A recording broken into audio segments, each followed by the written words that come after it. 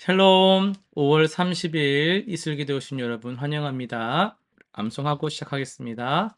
우리가 이 보배를 질그릇에 가졌으니 이는 심히 큰 능력은 하나님께 있고 우리에게 있지 아니함을 알게 하려 함이라. 한 번 더 하겠습니다. 우리가 이 보배를 질그릇에 가졌으니 이는 심히 큰 능력은 하나님께 있고 우리에게 있지 아니함을 알게 하려 함이라. 고린도후서 4장 7절 말씀. 아멘. 오늘 우리가 살펴볼 말씀은요. 신명기 3장, 시편 85편, 이사야 31장, 요한계시록 1장입니다. 네 본문을 명령이라는 관점에서 살펴보도록 하겠습니다. 시편 85편입니다. 하나님은 구원받은 백성들이 과거의 그 어리석음으로 되돌아가지 말라고 경고를 하시죠. 은혜로 구원받았다고 해서 끝난 것이 아니라 계속해서 의의 길을 걸어가야 합니다. 하나님의 사랑과 진실이 우리 삶에서 만나도록 힘써야 하는 것이죠. 과거의 그 실패나 죄악된 습관으로 되돌아가는 것은 하나님의 은혜를 헛되게 하는 것입니다. 매일 새롭게 하나님 앞에서 거룩한 삶을 살아가는 것이 성도의 마땅한 자세라는 것을 우리가 깨닫게 됩니다. 이사야 31장입니다. 이스라엘 백성들은 강대국 애굽의 군사력을 의지하려 했지만 하나님은 오직 당신만을 의지하라고 명령하시죠. 세상의 힘과 방법들이 아무리 확실해 보여도 그것들은 일시적이고 제한적입니다. 오직 하나님만이 참된 도움과 구원의 근원이시죠. 우리가 어려운 상황에 처했을 때 세상적 해결책에 먼저 손을 뻗는 것이 아니라 먼저 하나님께 나아가서 그분의 도움을 구하는 것이 지혜로운 신앙인의 자세입니다. 이어서 요한계시록입니다. 요한은 반모섬에서 받은 계시를 7교회에 전하라는 명령을 받습니다. 이는 하나님의 말씀을 전달하는 사명의 중요성을 보여주는데요. 예언의 말씀을 읽고 듣고 지키는 자가 복되다고 하십니다. 하나님의 말씀은 단순히 지식으로 머물러서는 안 되고 삶 속에서 실천되어야 합니다. 또한 때가 가까웠다는 긴박감 속에서 복음 전파의 사명을 감당해야 하는데요.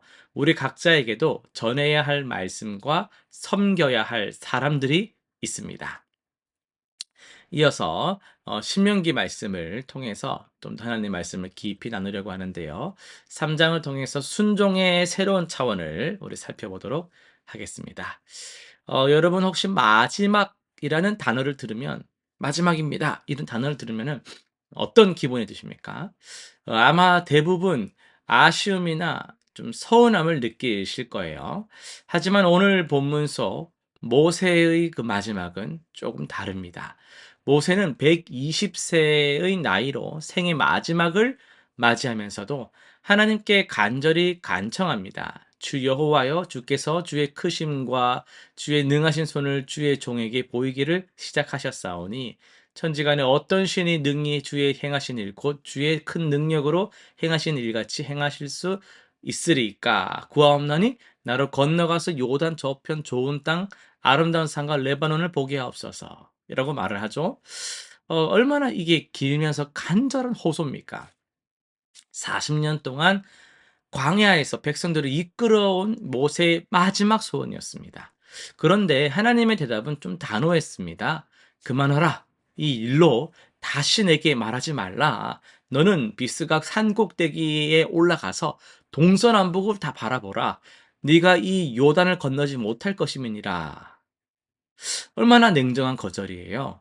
평생을 하나님께 헌신한 모세에게도 예외는 없었습니다. 그런데 여기서 놀라운 일이 벌어지죠.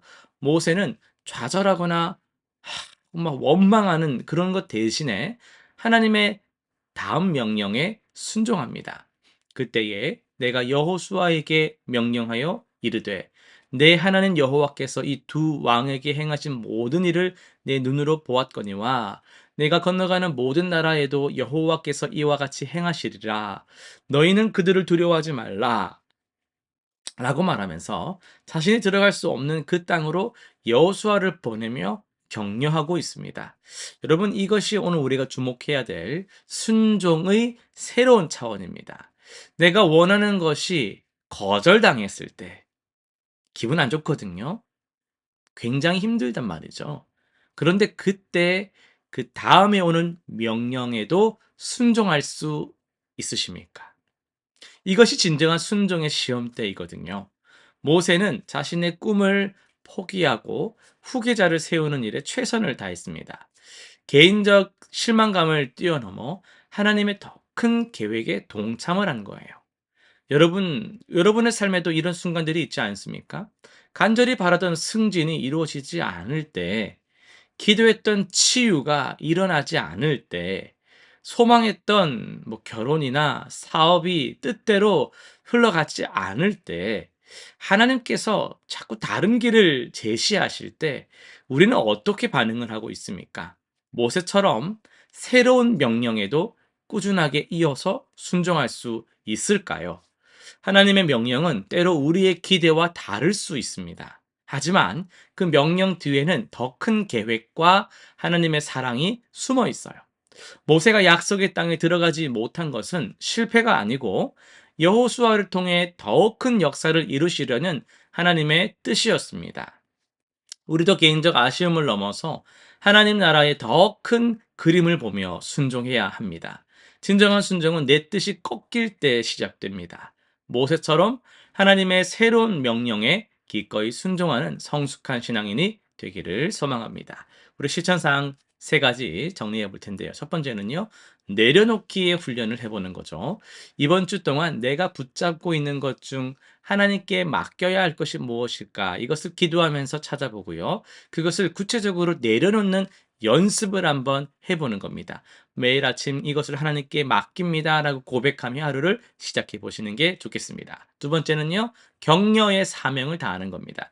내 주변에 있는 여호수아 같은 사람들, 즉 다음 세대나 새로운 사역자들을 격려하고 지원하는 구체적 방법을 고민하고 찾아서 실천해 보는 겁니다. 후배나 동료에게 격려의 말을 전하거나 기도로 후원해 보시길 바랍니다. 세 번째는요, 순종의 재정의하는 시간인데요.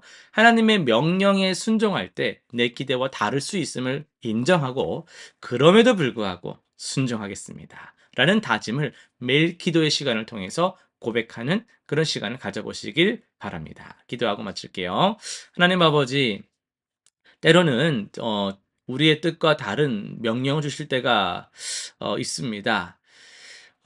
모세처럼 개인적 아쉬움을 넘어서 주님의 더 큰 계획에 순종할 수 있는 믿음을 주옵소서.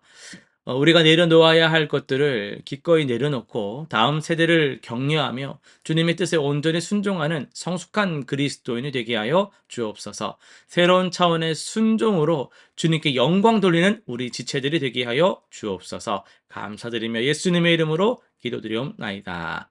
아멘.